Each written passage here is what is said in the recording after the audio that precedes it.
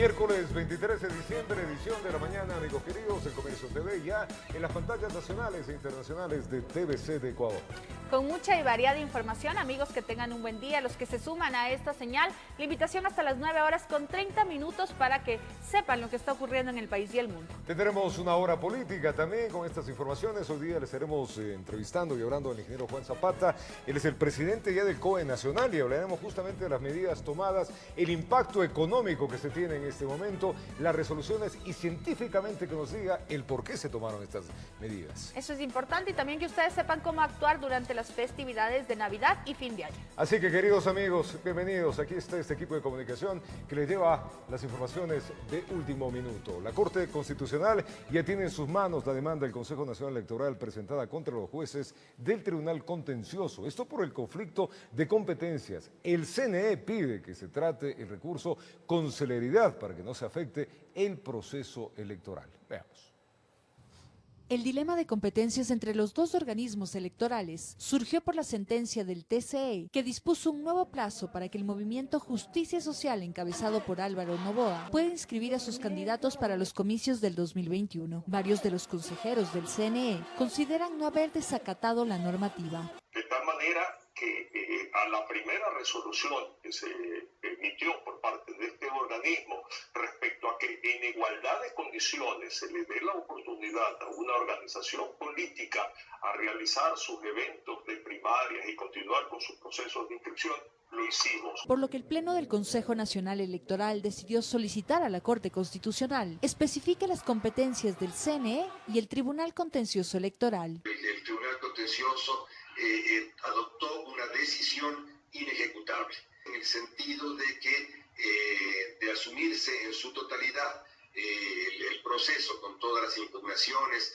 con todos los recursos que existen, este proceso no sería posible de ejecutar dentro del calendario. El objetivo, de acuerdo a la titular del organismo electoral, es cumplir con el calendario establecido para los próximos comicios. El calendario electoral fue aprobado en consenso con el Tribunal Contencioso Electoral, con los tiempos al límite para cumplir con el mandato constitucional. Según manifestaron las autoridades, aún estarían a tiempo para emitir las papeletas electorales. La última fecha, la fecha tope, que generalmente se deja a las provincias que están cercanas, donde la logística es más factible llevarla, sería el 7 de enero.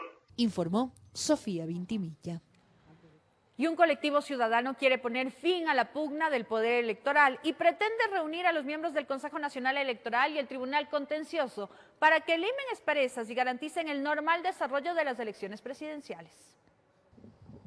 La pugna entre el Tribunal Contencioso Electoral y Consejo Nacional Electoral, que inclusive ha llegado a denuncias judiciales de lado y lado, preocupa a la sociedad civil que quiere ponerle un alto. La democracia no es un concepto concluido, sino que está en permanente elaboración, pudiendo degradarse o robustecerse. Se afecta cuando los funcionarios públicos, en este caso la función electoral, no actúan con prudencia y escandalizan con sus palabras y acciones, poniendo aún en riesgo el proceso electoral. Esa es la lectura a la que ha llegado el colectivo ciudadano Voces por la Democracia como organismo no gubernamental, que no quiere quedarse cruzado de brazos y exhorta a los miembros del Consejo Nacional y Tribunal Contencioso buscar una salida democrática. Tenemos todos la obligación de contribuir al fortalecimiento de la democracia, a ayudar en la reinstitucionalización de los órganos electorales y a que se superen estas diferencias de fondo y de forma. Se han puesto como meta el próximo 28 de diciembre sentarles en la mesa de diálogo en un hotel de la capital. Para el efecto han elaborado un comunicado que, entre otras cosas, contempla que se evite escandalizar al país con denuncias sin sustentos probatorios y que no produzcan alarma social y preocupación ciudadana, todo con la finalidad de contribuir a recuperar la confianza en el proceso electoral, sus instituciones y los personeros que lo dirigen. Se muestran confiados en que la convocatoria tendrá eco. En las fallos y resoluciones que son de dominio público que se han emitido, se pueden encontrar de alguna forma caminos para solucionar este conflicto. Habrá que esperar A ver qué sucede el próximo lunes, informó Héctor Romero. Y preste atención a esta información, el Tribunal Contencioso Electoral rechazó la recusación presentada por 4 vocales del Consejo Nacional Electoral, entre ellos Diana Tamaín, esto en contra del juez Ángel Torres por falta de neutralidad en las actuaciones del juzgador. Torres salió sorteado para tratar la infracción electoral muy grave, ingresada por el Movimiento Justicia Social. Y con este rechazo se devolvió el expediente al magistrado para que continúe con la tramitación de la infracción. El juez además convocó a las partes a la audiencia pública oral para este día 26 de diciembre. Y al volver, varios médicos se muestran preocupados porque hasta el momento no han podido ser contratados tal como lo establece la Ley de Apoyo Humanitario. Esto y más al volver. Continuamos con el desarrollo informativo. El Comité de Operaciones de Emergencia Nacional emitió nuevas resoluciones la noche de este martes. Entre ellas consta que la emisión de salvoconductos queda prohibida, mientras que los servidores públicos deberán retornar al teletrabajo hasta mediados de enero. El COE Nacional emitió nuevas resoluciones de obligatorio cumplimiento para la ciudadanía. Y es que los trabajadores públicos, por ejemplo, deberán retornar al teletrabajo para evitar así contagios por la COVID-19. La medida regirá desde este miércoles hasta el 18 de enero y explica por qué. El titular de la cartera de trabajo. Porque si existieran funcionarios públicos que se contagian durante las fiestas, tenemos un plazo prudencial de un poco más de 2 semanas para que se puedan detectar y evitar que ese contagio se propague. Por lo tanto, el 18 de enero regresan los funcionarios de la función ejecutiva a trabajar presencialmente de manera normal. Las autoridades exhortan además a los municipios para que también se adopten este tipo de medidas. Sobre los salvoconductos, queda prohibida su emisión, puesto que se habría determinado irregularidades en su uso. Además ha habido una mala utilización también de salvoconductos y la decisión es no permitir que se generen estos salvoconductos, ni siquiera desde las instancias del COE Nacional. Lo ideal, dicen, sería que los adultos mayores y las personas con discapacidad no salgan de casa, puesto que ellos pueden circular sin ningún tipo de restricción por placa. No olvidemos que si la naturaleza de esto es la vulnerabilidad, justamente tendríamos que protegerlos, pero también existen otros factores que tenemos que tomar en cuenta y el ministro de Salud nos dará esa ampliación y lo decidiremos en la próxima reunión del COE Nacional. Restricción que durante el toque de queda aplica para todos los vehículos particulares sin ningún tipo de excepción, pero quienes sí podrán transitar son aquellos vehículos que se encuentran relacionados a las actividades productivas. Solamente lo podrán hacer con la guía de remisión, con el RUC, con el RICE o con la credencial de las autoridades que están dentro de estas líneas de excepción. Así también se agrega dentro de las excepciones funcionarios judiciales, fiscales, de Defensoría Pública y del Pueblo, abogados, funcionarios del Registro Social, candidatos de elección popular debidamente acreditados, personal de seguridad pública y privada y también las agencias de control de los GATS. Y sobre el transporte público interprovincial, cuya permanencia en la vía al realizar su ruta y frecuencia supere las 6 horas o más de viaje, podrán operar desde las terminales terrestres autorizadas, siempre y cuando salgan antes de las 10 de la noche y lleguen después de las 4 de la mañana. Y es por ello que en ningún caso podrán realizar ascensos y descensos de pasajeros en la franja horaria del toque de queda. Informó Marilyn Jaramillo.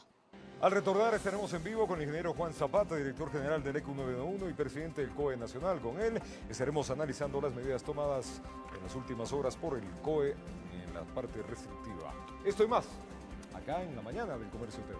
Una pausa. 7:14 en la mañana, es tiempo de recibir acá en vivo al ingeniero Juan Zapata, él es el director general de ECU 911 y también el presidente del COE Nacional. Ingeniero Zapata, placer tenerlo en vivo, ¿cómo estamos? Muchísimas gracias, Roberto, un placer estar acá, un saludo a toda la audiencia a nivel nacional. Bueno, entremos directamente a las últimas resoluciones tomadas por el COE Nacional. Los dirigentes de las cámaras empresariales y de turismo han indicado que las medidas fueron apresuradas y textual, que les dejen trabajar. Bueno, muchísimas gracias. Siempre las medidas no pueden ser bien vistas desde diferentes sectores. Obviamente los que están En las cámaras tienen su criterio, nosotros lo respetamos muy bien. Sin embargo, hay que decirle que desde el primer día que nosotros estuvimos enfrentando la pandemia, el 12 de marzo, todas las decisiones, cuando se activa el COE nacional, se activan las mesas técnicas, y estas mesas técnicas están compuestas por expertos que justamente analizan toda la data científica para la toma de decisiones. Ninguna toma de una decisión es apresurada. Nosotros, diciembre es un mes que por sí mismo es sensible, menos aún en una pandemia. Es por eso que se toman determinadas decisiones, porque hemos visto que el arrastre de diciembre hasta el 19 hemos tenido muchas complicaciones con inconducta. Es decir, aquí se toma, Roberto, las acciones por dos aspectos fundamentales. El primero, un aspecto externo, esta variante y sobre todo esta mutación del virus que se registra en Reino Unido y ahora ya está en la Comunidad Europea, que genera obviamente una amplificación del riesgo. Ese es un aspecto fundamental. Si se tiene que tomar medidas restrictivas, obviamente que se necesita un estado de excepción, y el fenómeno interno con las incivilidades. Y con esto yo solo termino esta opinión, estimado Roberto. Nosotros, cuando termina el estado de excepción, tuvimos 5.518 aglomeraciones. Esto es del 14 de septiembre, es decir, todo el mes tuvimos este número de aglomeraciones. A Correcto. octubre nos crece el 163% a 14.521, pero a noviembre ya tenemos un crecimiento del 334% a 23.944. Y a los 20 días de diciembre ya tenemos un crecimiento del 362%, es decir, creemos que diciembre vamos a terminar sobre el 400% de crecimiento de aglomeraciones. ¿Pero por qué hablamos de aglomeraciones? Porque, dicho por los expertos, es el mayor potencial de riesgo porque no garantiza el distanciamiento social y eso aumenta la velocidad de contagio. Y con esto complemento, mi querido Roberto, el tema de fiestas. Es decir, tenemos un crecimiento en estos mismos meses del 16%, a noviembre del 45%, y ya al 20 días de diciembre teníamos el 47%. Entonces, si no generamos este toque de queda de 10 a 4 de la mañana, el tema de fiestas y reuniones sociales va a ser incontrolable y vamos a tener consecuencias muy complejas en la segunda semana de enero que hagamos la evaluación. Por eso se toman estas decisiones y pedimos comprensión por estos 14 y ahora ya 13 días, ¿no? Científicamente, la toma de decisiones es criticada por sobre todo las cámaras de turismo, donde ellos, ingeniero Zapata, la queja es de que tenían muchas reservaciones, que se estaba reactivando, que han hecho inversiones y que nadie les dijo que iban a tomar este tipo de restricciones y las inversiones se fueron al suelo y que no hay un sustento científico. Bueno, estoy explicando exactamente cuáles son los sustentos. De hecho, el decreto ejecutivo tiene que tener un sustento técnico-científico para que inclusive la Corte Constitucional autorice y dé el aval para este estado de excepción. Y segundo, no todos en la restricción vehicular, Roberto, inclusive ni siquiera estamos pidiendo salvoconductos. Todo el aparato comercial, productivo, económico, todo lo que mueve la economía del país está debidamente autorizado. Puede circular sin ninguna restricción. Ellos únicamente pueden utilizar el RUC, el RICE, la guía de remisión o su credencial y están facultados de circular. En ningún momento se les está impidiendo la circulación a la cadena y al aparato productivo. ¿Y por qué se generó el tema de los cierres en el tema de playas el 24, 25 y el 31? El primero, que ya algunos COEs cantonales ya habían tomado esa decisión, no es que nosotros era una decisión nueva, ya estaba tomada. Lo que hicimos es que cuando se activa el COE nacional se toma decisiones con una visión nacional y se generaliza las decisiones, porque hemos visto, Roberto, cuando terminó el estado de excepción y teníamos que estar expuestos a 221 decisiones de COEs cantonales, ahí habían ciertas confusiones. Hoy se toma una decisión con visión nacional porque la crisis es nacional. Entonces, para evitar justamente las aglomeraciones, lo que queremos nosotros es desmotivar a que las familias se muevan entre las zonas urbanas, vuelvo a insistir, a las reuniones de las cenas entre las familias ampliadas, los amigos, que eso es lo que nos está generando contagios. Ayer los mismos médicos de salubristas de Guayaquil determinan que el foco de incidentes que tenemos ahora es justamente por las reuniones de tipo social. Eso es lo que queremos limitar para cuidar este mes de diciembre, que es sensible, y que en enero no tengamos mayores complicaciones. Es decir, es un tema preventivo para precautelar la capacidad hospitalaria, la vida de los ecuatorianos. Cualquier decisión, Roberto, por más criticada que sea, que vaya encaminada a salvar la vida de los ecuatorianos, las tenemos que tomar, porque cuando estamos en un COE, cuando tenemos una representación, en este caso del presidente, para liderar el COE, hay que tomar decisiones. Para eso estamos aquí, y si las decisiones van encaminadas para salvar vidas, créame que las tomaremos una y otra vez. Y después en el balance histórico estaremos definiendo si fueron positivas o no. Porque ¿qué hubiese pasado si en la segunda semana de enero tenemos complicaciones, Dios no quiera se nos va la capacidad hospitalaria, tenemos crecimiento de contagios? Los mismos que hoy critican estarían diciendo, ¿y qué hizo el COE Nacional? Entonces tenemos que ser muy cautos, es un sacrificio de 13 días ya, que vas a tener su recompensa, Dios quiera, la próxima Navidad, que estemos juntos y en familia. Eso es lo que nosotros tenemos que pedirle al pueblo ecuatoriano. Y sin duda había que preguntar esto, porque claro, los más golpeados en este punto son el aparataje hotelero, restaurantero y turístico, y de eso vamos a topar, ingeniero Zapata. Pues estamos a pocas horas ya de vivir la Navidad, y bueno, ¿qué balance se tiene inicialmente de las primeras medidas que se tomaron horas atrás? Bueno, este balance lo tendremos que hacer, Roberto, después de Navidad. Navidad tiene un componente especial que son las cenas. Eso es lo que nosotros queríamos evitar, estas concentraciones en los domicilios. Y el fin de año tiene otra connotación. El fin de año tenía, usted recuerda siempre el 31, la quema de monigotes, es el otro pretexto para estar concentrados, para abrazarnos entre el barrio, la familia, y esto es lo que también tenemos que evitar. Por lo tanto, el primer balance lo haremos en Navidad, pero sobre todo, insistimos, si es que esta primera etapa nos ha dado los resultados y nos permite seguir teniendo flexibilidad ya en las próximas decisiones, lo tenemos que hacer, pero para eso tenemos que pedir el compromiso y el apoyo ciudadano y solicitarles también a los GATS, solicitarles, la competencia del espacio público es de los GATS. Por favor, la bahía hemos visto que sigue con complicaciones. El centro histórico nos ha reducido, de acuerdo a los últimos informes que tenemos en cuanto a lo que tuvimos el último fin de semana. Roberto, para que tengamos claridad y por favor la gente nos tenga una visión diferente.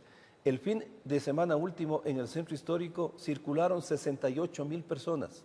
68,000 personas, en la bahía 80,000 personas. Es como que estuvieran 3 estadios llenos circulando en este sector. Mire el potencial de riesgo. Entonces, si la ciudadanía no entiende, o parte de la ciudadanía, la conciencia y el apoyo que le estamos pidiendo, lógicamente que nos toca tomar medidas para así frenar lo que nosotros queremos evitar, este aumento en el nivel de contagio. No podemos confiarnos, señores, la crisis todavía continúa, el virus sigue con nosotros. Del día de hoy, ecuatorianos perderán la batalla contra el coronavirus, por lo tanto, no es que las medidas, sí, está bien hacer ese balance entre lo sanitario y lo económico, y lo hemos hecho siempre, por eso la cadena productiva no ha sido topada. Les estamos dando todas las facilidades de circulación y no se ha cerrado hoteles, no se ha cerrado restaurantes, lo único que se ha fijado es los aforos del 30%. Los centros comerciales inclusive se aumentó el horario de atención para que no existan aglomeraciones. No estamos privando que la gente siga adquiriendo. Lo que les hemos dicho, busquen estrategias diferentes, respeten el 50% del aforo, pero sobre todo usen el tema telemático. Hemos visto que van familias enteras, Roberto, a los centros comerciales. Por favor, entendamos que estamos en una crisis sanitaria. Entonces, ya son pocos días, haremos esa evaluación y quizás lo que queremos conseguir con todo esto es que la segunda semana de enero, por eso ayer el ministro de Trabajo expuso al país la decisión también tomada en el COE Nacional del nivel ejecutivo, dando una muestra a nosotros de solidaridad, de responsabilidad, todos a teletrabajo hasta el 18 de enero, excepto aquellas instituciones que no podemos hacer teletrabajo, como Policía, Fuerzas Armadas, ECU 911, y las instituciones que dejen el mínimo suficiente para que también la atención ciudadana no se vea afectada. Ese también es un compromiso, y exhortar que las otras instituciones, por favor, hagan lo mismo para que en estos días limitemos la movilidad, la utilización del transporte público, y así podamos, vuelvo a insistir, el balance de enero sea productivo y sea positivo para el país. Ingeniero Zapata, ¿no hay una especie de rebeldía ciudadana frente a todas estas normativas? Porque el incremento que usted me está indicando de las concentraciones es exponencial, va semana a semana creciendo, y claro, con llegar este mes de fiestas ha explotado, y un poco la gente como que se ha relajado o no quiere entender. Por eso mismo, Roberto, por ese relajamiento colectivo, por ese desinterés, porque no nos están engañando a las autoridades ni al Ministerio de Salud, se están engañando ellos mismos porque le están retando a un virus que le ha demostrado al mundo que es letal, y eso hay que tener muchísimo cuidado. Nosotros tenemos una visión diferente, Roberto, porque estamos en la articulación de emergencias. Como director del ECU estoy permanentemente verificando a nivel país qué pasa con nuestras salas operativas. Estamos en el lugar en donde se articulan emergencias, donde vemos que las personas que necesitan una sala de hospitalización, una UCI, entonces tenemos la visión diferente porque estamos en el problema. Hay gente que quizás lo mira de manera externa y no mide que el virus sigue ganándole la batalla a muchos ecuatorianos. Entonces eso les pedimos, por favor. El principal protagonista de esto es la comunidad, porque no existe otra manera si es que la gente no colabora. No podemos ponerle un policía al lado de cada ciudadano. Por lo tanto, esas concentraciones, por favor, que no nos pasen factura en enero y pedirles que se cuiden. Por eso, Roberto, la decisión del toque de queda para evitar esas reuniones familiares ampliadas de grupos amigos que nos pueden o nos podrían traer muchas consecuencias en el balance de enero. Eso quiero ser muy reiterativo. Voy a ser agorero del mal, ingeniero Zapata, y hay ratos que hacerlo. Está bien, se pone un toque de queda entre las 10 de la noche y 4 de la mañana, pero el resto del día se pueden reunir. Lo que hicieron es trasladar. No hay cena, bueno, hay almuerzo. Es que exactamente ese es el criterio que nosotros no quisiéramos oír en un país en donde estamos enfrentando una Estamos pandemia. en el Ecuador y hay que decirlo. Exacto, por eso tenemos que entender que, vuelvo a repetir, si usted hace la cena con 30 personas en un lugar que no tiene ventilación y si va a comer va a sacarse la mascarilla, si va a beber va a tener que hablar mucho más alto, si no tiene ventilación, usted o uno de los cercanos en 15 días o en una semana va a necesitar una cama de hospitalización.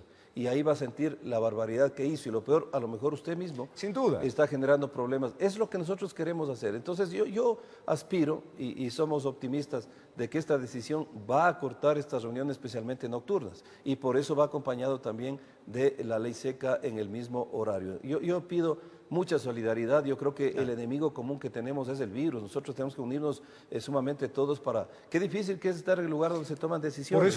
Por eso hablaba y decía la rebeldía ciudadana. O sea, ir mapeando lo que un poco la ciudadanía está haciendo, porque hemos visto, ustedes ponen restricciones a la libre circulación de los autos, ponen nuevamente el sistema de placas. El día de ayer en Quito eso era una barbaridad. Había un tráfico terrible. ¿Quién controla? Bueno, el tema de control es absolutamente claro. Usted sabe aquí tiene la competencia de la agencia de tránsito, pero también no es un tema de control, es un tema de conciencia.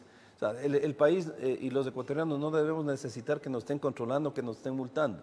Debemos entender que después de 9 meses de enfrentar una pandemia, ya debemos tener claro cuál es el escenario y tenemos que colaborar. Y también quisiera hacer una aclaración, estimado Roberto, cuando hablábamos de la restricción vehicular, las personas de la tercera edad están sujetas a la restricción vehicular, no significa que tienen una prohibición de salir. Lo ideal es que se cuiden y no salgan, pero pueden salir y en el tema de la restricción vehicular saldrán cuando se ajusten a la placa par e impar. No es que existe una disposición expresa para las personas de la tercera edad, solamente que también entran a la restricción porque son vulnerables y tenemos que cuidarlos, pero no existe una norma para confinarlos en lo absoluto, solamente es un tema de restricción vehicular. Ahí hemos entrado, ingeniero Zapata, algo que la ciudadanía está confusa, el tema de los salvoconductos, uno de los controles, no se va a emitir más salvoconductos, pero se va a manejar los que ya se tenía. Y el tema de los adultos que usted acaba de decir, porque los adultos mayores, en este caso, ellos tenían libre circulación, o sea, el adulto mayor podía salir, todo eso les tiene confundidos. Entonces, lo primero, adultos mayores tienen que restringirse. Entran a la restricción vehicular, no a un confinamiento, Roberto, restricción.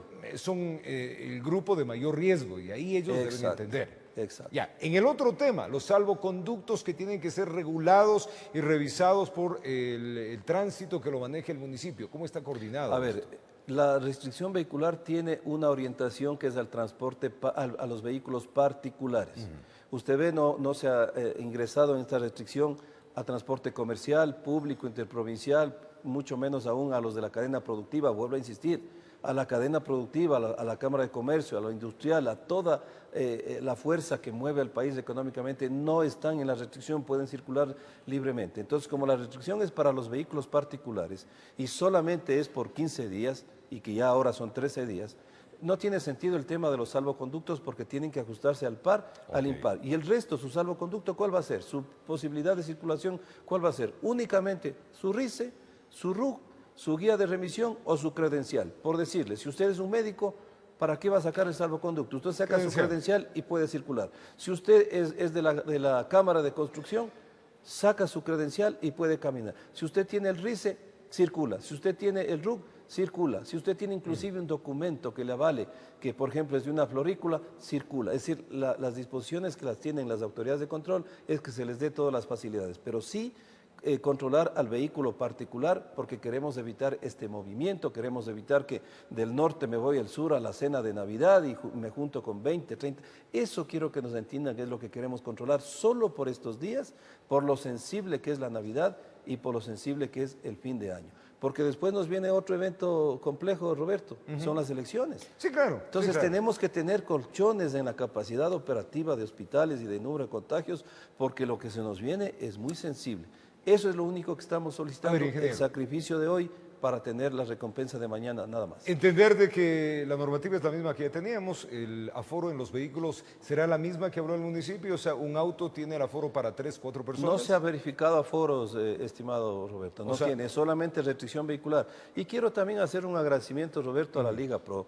Entendieron el concepto de las finales de fútbol. Hay dos equipos que tenemos que reconocer, son los equipos que tienen mayor hinchada a nivel nacional. Imagínense también la posibilidad del riesgo que teníamos en estas dos finales, que existan los banderazos, que existan las aglomeraciones por los festejos.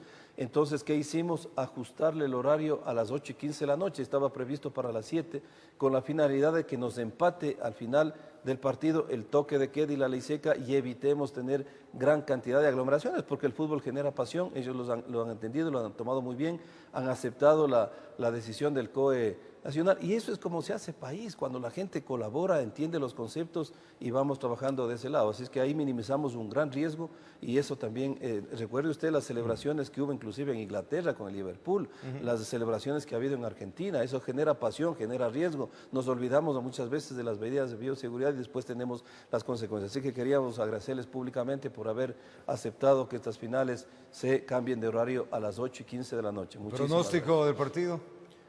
Bueno, yo tengo que ser imparcial, yo no soy hincha de los dos equipos, soy hincha del fútbol, bueno, el país sabe que soy y fui dirigente del Espoli, así que al equipo no se le cambia nunca. Está bien, nos queda suelto otra cosa todavía, ingeniero Zapata, el flujo interprovincial, los buses, ¿cómo está establecido esto? Porque también la ciudadanía, en tema de terminales, no está claro el tema. ¿Y cómo va a la gente que toma el bus y que va a visitar a su familia en esta temporada? ¿Qué debe hacer? Sí, es normal que existan algunas inquietudes cuando se toman decisiones y estamos aquí nosotros para aclararlas, ¿no? Tema de terminales, usted sabe, el funcionamiento tiene que estar ligado al toque de queda, es decir, de 10 a 4 de la mañana. Pero existen rutas interprovinciales que tienen, digamos, origen-destino que supera las 6 horas. Por lo tanto, a ellos se les ha autorizado que puedan salir antes de las 10 y puedan llegar después de las 4 de la mañana. Es decir, se les permite el circular durante la franja del toque de queda. Lo que no se les permite es hacer ascensos y descensos durante esa franja. Entonces, en esas frecuencias están autorizados lo que, vuelvo a repetir, de empresas que tengan viajes que superen las 6 horas. Por ejemplo, los amigos queridos que vienen, por ejemplo, desde Loja, es entendible que se les tenga que dar esa facilidad. Loja, Cuenca, así que son distancias mayores. Eso creo que ya está absolutamente claro con las resoluciones. Y no olvidemos, ecuatorianos, que las resoluciones se cuelgan en las páginas, ya sea de la Secretaría Nacional de Gestión de Riesgos, de la SECON. Pueden ustedes revisarlas, y ahí está la norma absolutamente clara si es que hay una inquietud, y si que existen dudas, para eso estamos nosotros, para aclararlas, ¿no? Ingeniero Zapata, ¿cómo entender? Vamos a volver al tema de las playas, porque mucha gente también se va para la playa. La ministra dice que los hoteles tienen el 100% del aforo, y que, pero ustedes indican que tienen el 30%. O sea, no, aclaremos, Roberto. ¿Cómo está el tema? Porque la gente no lo entiende bien y es mejor aclararles. Cuando nosotros estamos hablando de cenas, tenemos que tener las medidas de cuidado ahí. Por eso es que nosotros en hoteles, en restaurantes, regulamos el aforo al 30%, es decir, todas las salas comunes. Pero el aforo de las habitaciones están al 100%. No hay regulación. No hay regulación porque ahí no hay riesgo. O sea, si usted se va con su pareja o si va sola a una habitación, no tiene riesgo. Por lo tanto, eso vuelvo a insistir, no es que estamos bloqueando la actividad económica. Lo único que estamos diciendo, como tenemos fechas que son sensibles, del 24 al 25 y del 31 al 1, cerremos playas para que no haya la aglomeración. Pero usted puede ir, digamos, distribuida en los otros 23. días y vivir la playa en un momento, vaya con familia, vayan a campos abiertos. Yo creo que este tema de hosterías, de este turismo abierto que no tiene riesgo, vayamos y también apoyemos con el país en este impulso económico. Si no se están cerrando, mire Roberto, ha habido países que han confinado nuevamente a sus ciudadanos, nosotros no estamos haciendo eso, solo estamos queriendo cuidar estos 15 días que van a ser fundamentales en lo que tenemos que vivir en el 2021. Eso es la única objetivo de estas medidas, ¿no? Centros comerciales, ¿cómo está el tema de los aforos? ¿Cómo está el tema del cuidado que se tiene que tener? Porque ahí hemos visto también que va mucha gente, y más aún en esta temporada navideña, fin de año y Día de Reyes. Todo esto se va extendiendo, ingeniero Zapata. Miren, los centros comerciales han sido siempre un referente de la medida de bioseguridad. Pero lastimosamente en la última semana, no todos, pero algunos centros comerciales se olvidaron de los aforos y se olvidaron de la bioseguridad. Por eso es que la resolución ratifica que se respete. Mire, no cerramos centros comerciales, se respete únicamente el aforo del 50% para garantizar el distanciamiento social y se les amplió el horario de 8 de la mañana a 8 de la noche. Entonces, vuelvo a repetir, o sea, no creo que exista una medida que vaya directamente a golpear la actividad económica. Lo hemos hecho con ese equilibrio que tiene que existir entre una crisis sanitaria y una crisis económica, porque estamos conscientes que hay sectores que han sido afectados. Mire, ¿cómo no nos puede doler, querido Roberto, que no se puede hasta el momento, por estas cifras, autorizar la activación de bares, discotecas, nightclubs, centros de tolerancia, cuando hay cientos de familias que viven de esta actividad? Correcto. Pero vuelvo a repetir, cualquier decisión que vaya encaminada a salvar vidas tiene que estar encima de cualquier otra y bueno, duele porque hay familias que viven de esta actividad, pero no sería irresponsable en este momento, dicho por las autoridades de salud, autorizar estas actividades. Entonces, todos tenemos que unirnos para después ya poder ir activando de a poco estas actividades y que la ciudadanía tenga esa oxigenación económica que estamos conscientes que lo necesitan. Ingeniero Zapata, ¿cómo queda el tema de los monigotes? Pues también estamos en fin de año, tradición del Ecuador, quemar monigotes, quemarle al año, y este año le quieren no solamente quemar, le quieren desaparecer. Bueno, la quema de monigotes del 31, recuerde, aquí mismo teníamos un festival que claro, juntaba 100.000 personas, ¿no? Es imposible eso. También queremos minimizar los riesgos, y al minimizar los riesgos es evitar y prohibir que se quemen los monigotes en cualquier espacio público del país. ¿Por qué? Porque usted salía a las 12 de la noche y era hermoso, porque en otras condiciones era lindo salir con el monigote, es una tradición ecuatoriana, juntarle al barrio, juntarle a la familia y darnos el abrazo del feliz año. Pero ahora no lo podemos hacer porque tenemos que entender que estamos en otra realidad. Así que eso está prohibido en todos los espacios públicos a nivel nacional. Y también reiterarles, Roberto, que cuando existe un estado de excepción, cuando el COE nacional toma decisiones, esas son las decisiones que tienen vigencia a nivel nacional, son de cumplimiento y es de última instancia, porque a veces hay alguna confusión también con ciudadanos porque seguramente sacan decisiones de GATS con fecha anterior y quieren confundir a la ciudadanía en redes sociales. No, la resolución del COE nacional es de última instancia y es para todo el Ecuador. ¿La venta de monigotes está permitida? Bueno, es lógico entender que hay una causa-efecto. Si está prohibido la quema, la venta, ya algunos municipios inclusive lo indicaron que no van a permitir el permiso para la venta en el espacio público. Pero tampoco nosotros podemos evitar que una persona queme su monigote en el patio de su casa, por ejemplo. Pero tomemos la precaución, lo que vuelvo a insistir. Las reuniones que se está inclusive autorizando es máximo 10 personas, porque eso dicen los expertos. Clarísimo, ¿no? Clarísimo. Está claro. ¿Cómo vamos a quedar con las viudas? Bueno, las famosas viuditas que quemaban al año. Roberto, esas actividades generaban o no aglomeraciones. Tenemos que evitarlas. Por favor, vuelvo a insistir. ¿Pero va a haber sanciones? Bueno, el uso del espacio público es un tema municipal y el control estará... ¿Ya coordinaron con el municipio, ingeniero Zapata? Claro, ya los GATS tendrán que... Bueno, estamos de manera coordinada y no olvidemos inclusive que la AME es parte del COE nacional, sí, claro. Ellos votan con nuestras resoluciones, por lo tanto no es que estemos separados, y ha habido muy buen compromiso con...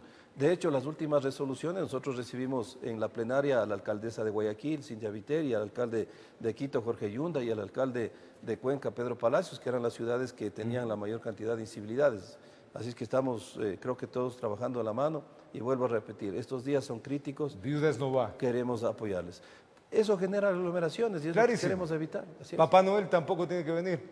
Bueno, es de alto riesgo. Si es que el Papá Noel está... Vea, las familias podemos generar esto en nuestra familia, digamos, cercana, ¿no? A veces en las familias se disfrazan de Papá Noel creo que eso hasta para levantarnos el ánimo, si es que estamos solo la familia íntima, es interesante. Lo que no queremos es que la reunión sea ampliada con 30, 40 personas. El mensaje es muy claro. Es el mensaje. El mensaje es muy claro. Finalmente, ingeniero Zapata, quiero hacerle una pregunta. ¿Cuáles son? Y esta pregunta va en base al COVID-19, la evolución del COVID-19 en nuestro país. Tenemos una nueva cepa, si se la quiere llamar de esa manera, que está causando también temor en el mundo. A ver, sinceramente, las proyecciones para el Ecuador, ¿cuáles son? Usted como presidente del COE Nacional y tomando las decisiones que se han tomado, se debe ya tener una provisión por los próximos meses. Bueno, Roberto, esto es bien dinámico, ¿no? Primero, no es una nueva cepa, es una variante, es una mutación del mismo virus. Una variante, sí. Exactamente. Nosotros, esto es dinámico. Miren, el tema de capacidad hospitalaria, de UCIs, hoy damos una cifra y en una hora ya cambia. Esto es tan dinámico. La única proyección que queremos nosotros hacer es cuidar que estos números de contagios se nos salgan de las manos, y ese es el único objetivo que nosotros tenemos. Así es que son pocos días, y pedirles a los ecuatorianos que apoyen esta decisión, que es para justamente salvar su vida, no es para molestar absolutamente a nadie, es para salvar la vida de los ecuatorianos, porque para eso estamos aquí. Si no, no estaríamos acá, Roberto, con tantas horas de trabajo y sobre todo, mire, el ECU 911 articulando emergencias a nivel nacional. El ingeniero Juan Zapata, el presidente del COE Nacional, el director general del ECU 911, hablando extensamente de esto que, claro, pues a unos molesta, a otros les alegra, porque la salud está por encima de lo económico, pero otros dicen que lo económico está por encima de la salud. Lo cierto es que al momento estas medidas son incomprendidas, pero necesarias en un momento de emergencia. Desearle, ingeniero Zapata, a la familia del ECU, a la familia del ECU y a su propia familia una feliz Navidad, felices fiestas y que tengamos mejores días. Gracias, Roberto. Igualmente. Feliz Navidad, pero que lo celebremos juntos, ¿no? Que lo celebremos por Zoom. Y por Zoom. Juntos me refiero a la familia íntima. Y que la otra Navidad la celebremos con toda la familia, Dios quiera ya, si es que el Ecuador puede estar ya inmunizado. Ojalá sea así. Tiempo de una pausa acá en El Comercio TV. Ya retornamos con más.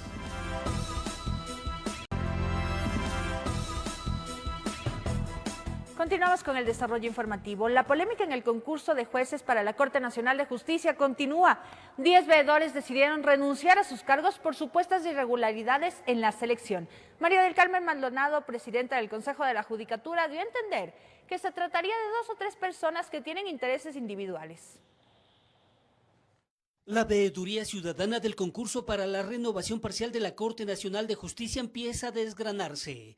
Iniciaron 64 personas. El Consejo de Participación Ciudadana y Control Social registra 31 veedores, de los cuales solo se habrían estado reuniendo de 22 a 24. De ese número, 10 de este martes presentaron su renuncia y se van con críticas. Las anomalías que se siguen presentando, porque este reglamento es un reglamento complaciente que permite que el Consejo de la Judicatura haga cambios aún en el transcurso del proceso. El Consejo de la Judicatura, horas antes como augurando lo que iba a pasar, emitió calificativos hacia parte de la veeduría. No puede ser que se preste más oídos a 2 o 3 o 4 personas que claramente representan intereses individuales sobre el interés general de la ciudadanía de contar con una buena corte. Exclusivamente el interés de nuestra parte ético, honesto, de tratar de garantizar que al más alto tribunal de justicia del país, como es la Corte Nacional, vayan las personas más capaces, más honestas, más idóneas.